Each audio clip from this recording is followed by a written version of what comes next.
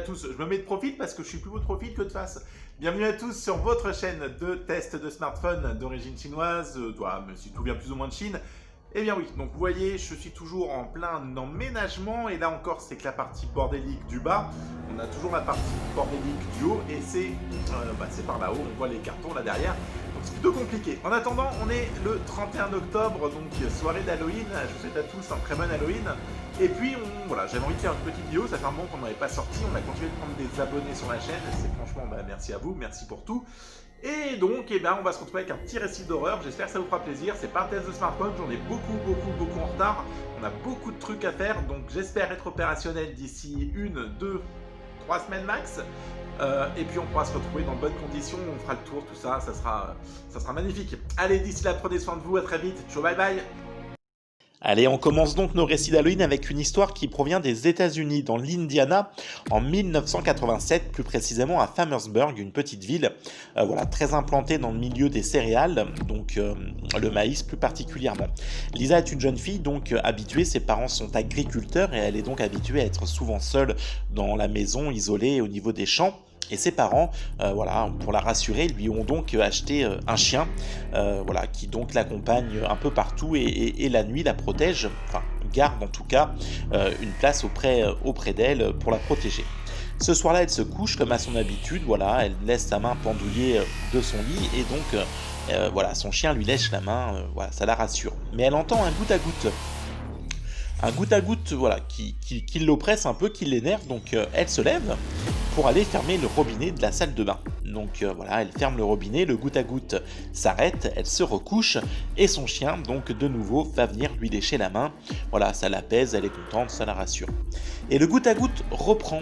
Alors elle comprend pas trop, elle se relève une nouvelle fois et décide cette fois de faire le tour de toutes les pièces de la maison, Donc elle trouve un évier de nouveau qui gouttait, elle coupe donc le robinet, elle le ferme, le goutte à goutte s'arrête, elle retourne se coucher, et une fois encore, donc en laissant tomber sa main, son chien lui lèche gentiment la main, une fois encore ça la rassure, et puis quelques secondes plus tard, le goutte à goutte reprend, un goutte à goutte qui franchement cette fois commence à l'inquiéter, et elle décide de pousser vraiment encore plus loin les investigations, elle veut savoir d'où vient le bruit, et donc elle cherche.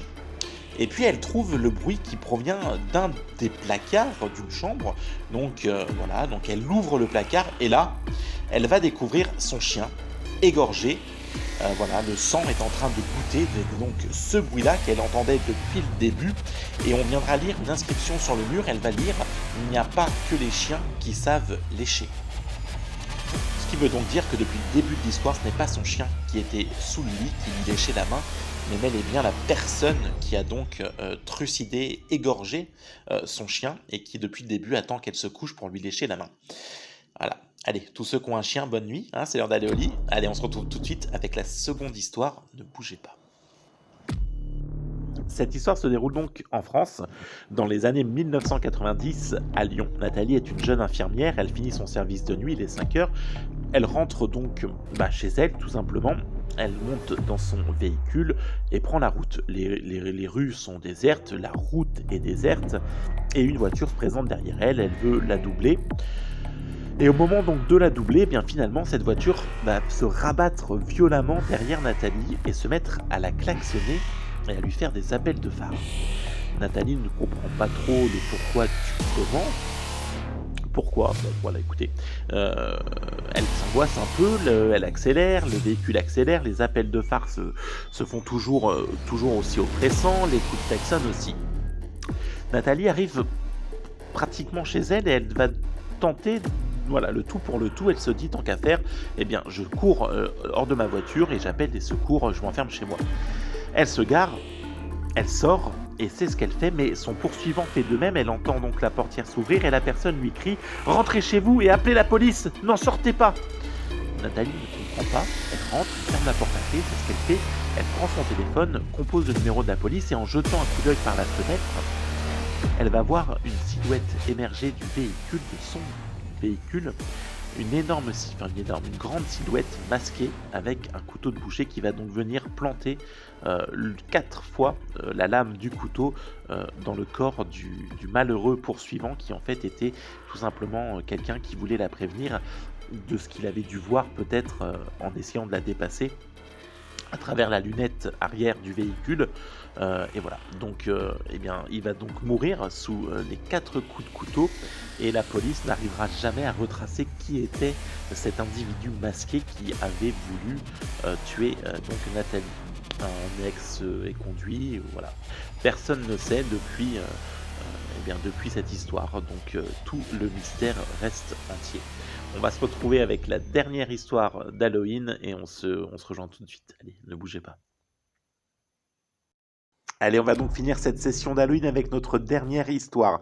Elle se situe en région parisienne en 2015. Lucien, qui cherche un appartement depuis déjà plusieurs mois, c'est plutôt compliqué à Paris de trouver un logement, donc il trouve enfin le logement de ses rêves. Il s'y installe et au cours de la première semaine où il prend ses aises, un soir, on vient frapper à sa porte. Il va donc ouvrir et découvre une jeune femme apeurée qui lui demande de l'héberger pour la nuit car son conjoint la maltraite et voilà. Lucien est un peu dubitatif, il veut pas d'ennui. La jeune femme lui assure qu'elle a prévenu donc sa famille et qu'ils viendront la chercher demain et qu'il n'aura pas de soucis. Lucien accepte, il ouvre donc le canapé, lui offre une couverture, voilà. Il se couche et le lendemain matin, quand il se lève, la jeune femme est partie, le canapé est replié, la couverture aussi, et voilà, donc il part travailler. Le soir même, rebelote, donc on frappe à sa porte, toujours la même jeune femme, mais cette fois elle va présenter donc des coups sur le visage. Lucien lui repropose l'hospitalité, elle se recouche donc sur le même sofa, la même couverture, et repliée le lendemain matin, etc. Et elle n'est plus là. Donc le même manège se reproduit pendant toute la semaine. Et puis finalement, Lucien, un petit peu apeuré pour la vie de sa voisine, va donc décider d'aller au commissariat. Et au commissariat, on va donc lui montrer une photo pour voir s'il reconnaît la jeune femme. Et effectivement, il va donc reconnaître sa voisine.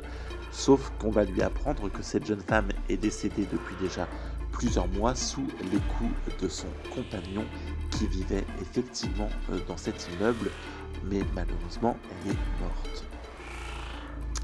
Voilà, c'était donc cette dernière histoire pour vous faire frissonner ou pas, pour cette nuit d'Halloween, une nuit que j'apprécie particulièrement. On se retrouvera très très vite avec des nouvelles vidéos de tests de smartphone, car c'est un peu quand même l'origine de la chaîne. Et on va laisser cette chouette d'horreur ici pour le moment. Allez, on se retrouve très vite. Prenez soin de vous. Excellent Halloween et à très vite. Ciao, bonsoir, bye bye.